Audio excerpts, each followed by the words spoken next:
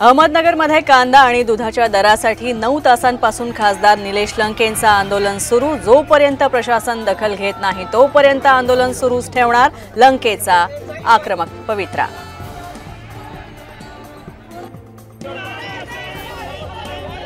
उदगीर शहरात महाविकास आघाडीचा रास्ता रोको, आंदोलनाच्या दरम्यान कार्यकर्ते आणि पोलिसांमध्ये बाचाबाची।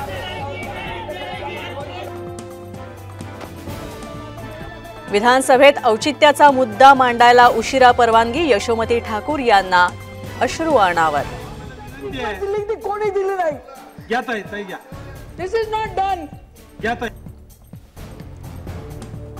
नीट पीजी प्रवेश परीक्षेची तारीख जाहीर, 11 ऑगस्टला 2 सत्रांमध्ये होणार परीक्षा। परीक्षेच्या 3 तास आधी तयार होणार प्रश्नपत्रिका। पेपरफुटी विरोधात विधेयक विधानसभेत सादर, 3 ते 10 वर्षांच्या शिक्षेची तरतूद, तर 1 कोटी रुपयांपर्यंतचा दंड सुद्धा। पेपरफुटीला चाप बसण्याची शक्यता। विधान परिषदेत अंबादास दानवे पुन्हा आक्रमक, शालेय गणवेश दाखवून उपस्थित केला सवाल।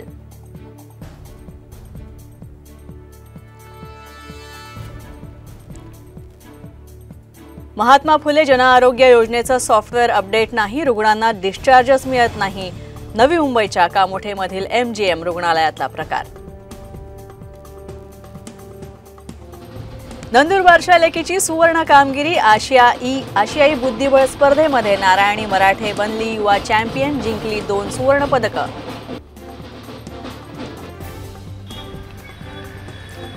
RTOच्या विलंब पासिंग निर्णयाच्या विरोधात पुण्यात रिक्षा चालक आक्रमक, दंड आकारणे अन्यायकारक असल्याचा रिक्षा चालक संघटनेचा आरोप।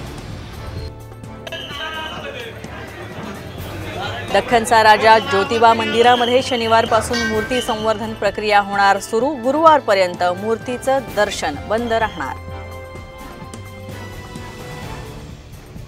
10 दिवसांच्या प्रतीक्षेनंतर अमरावती जिल्ह्यात दमदार पाऊस, दुबार पेरणीच्या संकटात असणाऱ्या शेतकऱ्यांना मात्र पावसानं दिलासा। राज्यात पुढील 2 दिवसांमध्ये जोरदार पावसाचा इशारा, पुणे वेधशाळेचा अंदाज।